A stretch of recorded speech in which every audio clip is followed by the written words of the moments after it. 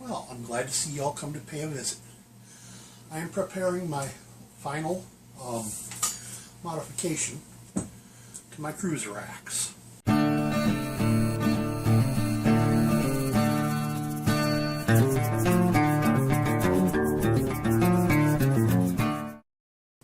Oh, the first time you've seen this. It's my overstrike that I've completed. And now I'm preparing to burn my hash marks up the handle.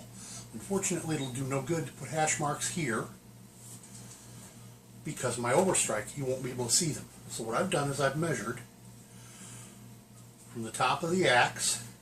I put my first hash mark here between the axe head and the overstrike on the back, and that is 3 inches exactly from here to here. My next hash mark is here above the overstrike, and that's exactly at 9 inches. Now, a lot of you are going to say, Embarado, you're just copying Canterbury. No, I'm not. Canterbury learned this from the same place I did, or likely from the same place I did. When I was a very young fellow, about 10 years old, I read a book published in 1945. It's called Woodsmanship. Copyright 1945, Library of Congress number 545406. Excuse me, let me correct that. It's 54-5406. It's a PDF online as well. Now, I first read it in hardcover copy. And then when I saw this, I thought it was such a great idea. I showed it to my granddad, and he thought it was a great idea. And we did it with all of our axes. And you know how old I am. This is when I was 10 years old. And I've been doing it with my axes ever since. I will try and find and leave a link. I'm pretty sure Project Gutenberg has converted this to a PDF book. I've got a copy on my hard drive. I've had it there for a long time. I've got a hard copy in another location. You know what I mean by another location. It was also located, this entire thing was put in something called the Book of the Junior Woodsman. So you got Woodsmanship and you've got the Book of Junior Woodsman. This was written by Bernard Mason and Ed Mitchell, who was the co-author. And drawings were by a Frederick H. Cook, published by Barnes and Company, New York. I think that is probably what we know today as Barnes & Noble, but I'm not sure. So, what's left here today is first I got to put on my hash marks with marker, and then I have to heat up some kind of heavy metal to burn the marks onto my handle. Now, if you go and you look up that book that I've just described, and you go find page 12. And now, in the PDF form, I believe they call it page 6. But in the hardcover book, it's page 12. Because you got the page here, and then you got the page there. You got 1 and 2, 3 and 4. And by that method, it's page 12. But with the PDF form, they've got 1 and 2 together, and they call that page 1. 3 and 4 together, and they call it page 2. So page 6, right-hand column, bottom of the page. What they depict there is 3 double bit axes. One of them being a cruiser axe, or the second. You got the largest, and then you got the next one down. It's called the cruiser axe. This is considered a pulpwood, or cruiser, or boy's axe.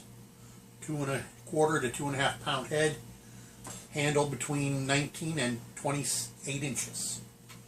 Is how this Bernard fellow in 1945 listed them. And I think my point is simple. Another YouTuber refers to Canterbury as the great embellisher. Yes, I know, I said I wasn't doing any more on Canterbury. I'm simply going to say that he comes up with some cutesy ideas, names, and he says he came up with when in fact it's somebody else came up with, and he's just embellishing the idea. So there we have it. I'll have one burn mark down here, and then I'll start from here and go on up. 2, 4, 6, 8, 10, 12, 14, 16, 18, 20. 21 burn marks for a grand total of, well, I believe I told you how long this thing was at one time. Okay, so there's 10. This is only a 10-inch rule, so 20.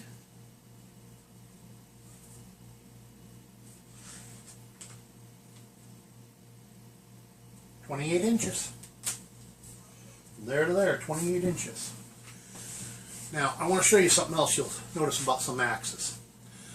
Some axes come with the handle extended so that this bevel here, where my finger's touching, goes all the way up to a point. Now, this is called a fawn's foot. And that extra material up here that comes to a point is practically useless. You're better off to just cut it off right here and then make your drill hole here for a lanyard. Now that's another thing I got to do to this yet. I need to drill this for a lanyard. And I will one of these fine days, just not right away. Now, a lot of you are going to ask, Embrato, how's the grain in that handle? Well, could be worse, could be better. If this thing ever does crack, it's going to crack on an angle because of the way this grain is laid out.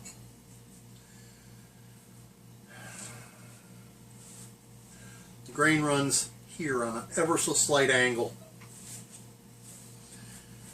I wish I'd noticed it and gotten it. I believe I should have gotten the grain going the other way, but, well, what do you want when your axe is made in India? They really don't know a whole lot about making axes, do they?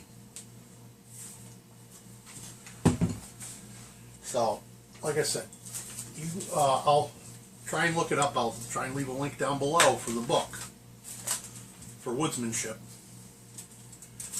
Feel free to go take a look at it. You'll learn a lot more in there. Another one that you'll learn in there. Now, I recall seeing him using it. I don't recall him saying where he got it from. And that would be Mr. Cody, Wrangler Star. He shows using an axe grinding gauge or sharpening gauge. He makes it out of a piece of wood, and on one side it's got an 11-degree angle, and on the other side it's a 30. I forget what angles he uses, but it's got 2 angles on it. Now, what's in the book, Woodsmanship, has only 1 angle in it. I'm not sure what the degrees is, but the point is that they call it an axe sharpening gauge or grinding gauge. It's an idea that's been around forever, and I don't recall Cody saying where he came up with it, just that he came up with it. So, or something to that. It's been probably two and a half years since I saw him do it, talk about it. He's another one who I've dropped subscription from. You know, just saying. Friends, welcome back. We're now outside, and we're starting the process of burning my hash marks into the handle. I did the first 2. I didn't want to be too worried about being on camera for those first 2 because I needed all my concentration so as not to burn the overstrike. But now that I've got it all set up,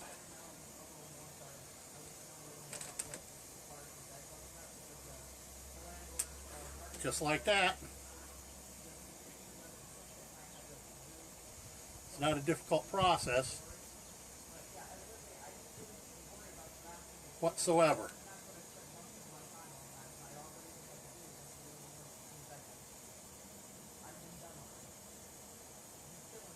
Yeah, I ran out of heat that time. Okay. Let me turn you around here and show you what I got going on over here. I've got my 533 set up,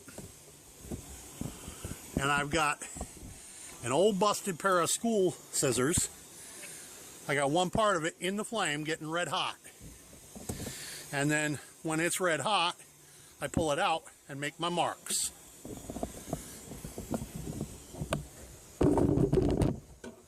Now, I will be showing you